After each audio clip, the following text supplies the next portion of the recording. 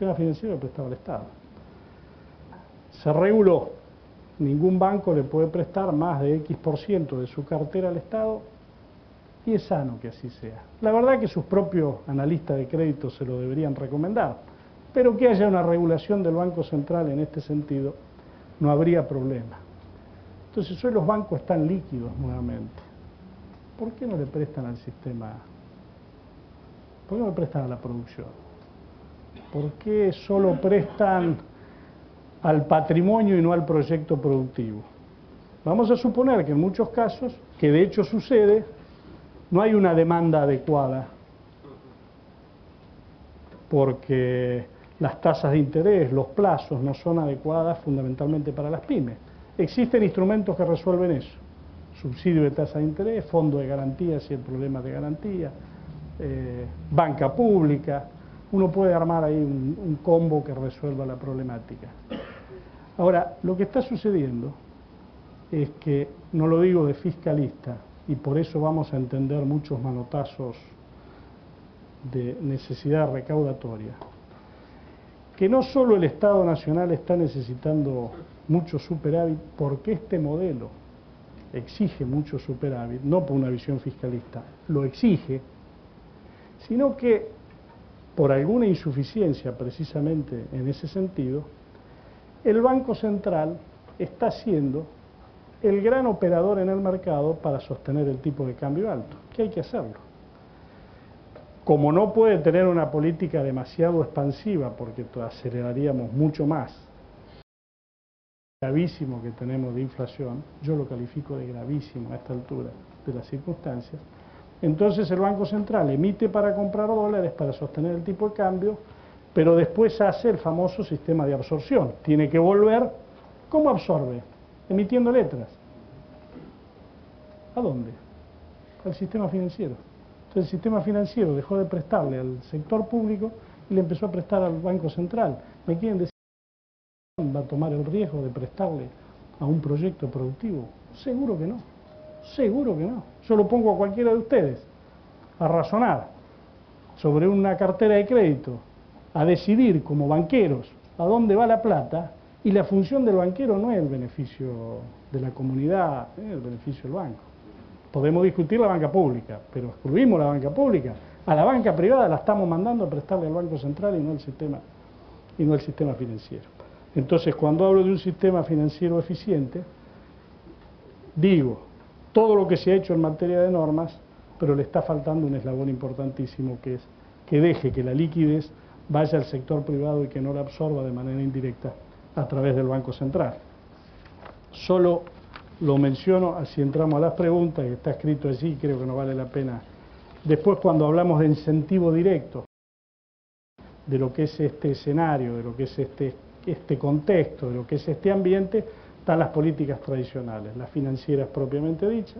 Yo creo que hay que focalizarlas básicamente a las pymes, son el subsidio de tasas, son la generación de sociedades de garantía recíproca, son los encajes diferenciales que el Banco Central no usa.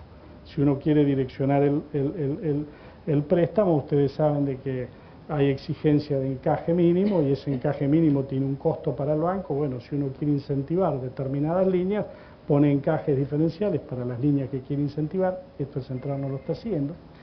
Y en términos de incentivo tributario están las clasificaciones tradicionales. O se promueven determinadas regiones, en general son desgravaciones. Vale mucho más la desgravación que el subsidio, el te cobro y te devuelvo. Es mucho mejor la desgravación. ¿Para qué te voy a devolver? ¿Para qué te voy a cobrar si después te voy a devolver? Vale mucho más, es mucho más potente como instrumento, es más serio, es más manejable, es más administrable, es menos discrecional. Promociona regiones, promociona sectores que se quieran promocionar, y en particular las promociones a las pymes. De los otros ni venimos a hablar, porque el Tato sabe muchísimo de todas otras cosas, de la asistencia técnica, de la capacitación, de la creación de planes, de eso algún día seguramente se lo vas a decir mucho mejor que yo. Pero una reflexión final.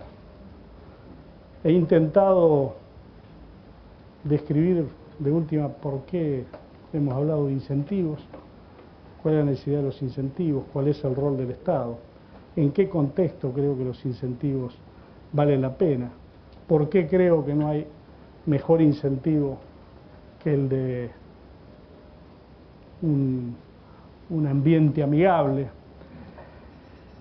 Pero la verdad, también estoy convencido que por más buen ambiente amigable que tengamos, que por más eficiente que seamos a la hora de definir y de administrar y de gestionar los incentivos, hay muchas cosas que a la economía no le podemos pedir.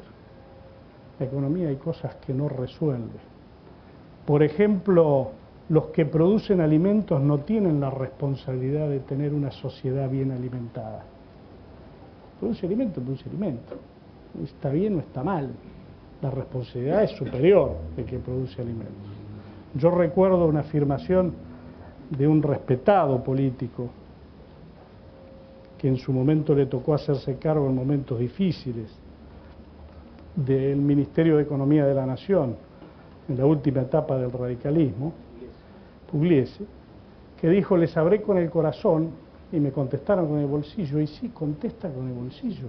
No son buenos ni malos, es la lógica. Los límites de la economía no los pone la lógica de la propia economía.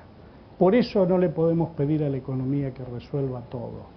Los límites a la economía se los pone la política, como la ética es la que le pone los límites a la política. Si no funciona este paradigma y queremos que la economía resuelva y que la economía no resuelva, no puede resolver, estamos en problema. Por lo tanto, como reflexión final, si queremos que la economía haga lo que tiene que hacer, no solo tenemos que ser eficientes en ella, sino que no tenemos que ir contra la política. Tenemos que fortalecer la política, porque la única que le marca los bordes a la economía es la política.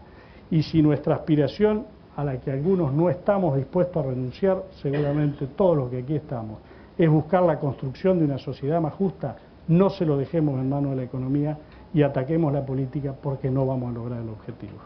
Gracias. Muy bien. Bueno.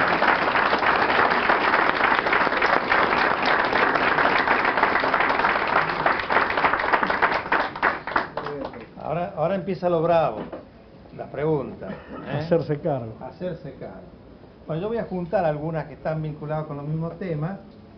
Y la primera aparece: ¿qué considera que es necesario para poder conseguir un consenso de todos los actores de la economía? ¿Cómo se podría generar según su opinión? Y otra que dice: ¿qué opinión le merece la política de confrontación del gobierno con sectores claves de la economía como el sector agropecuario?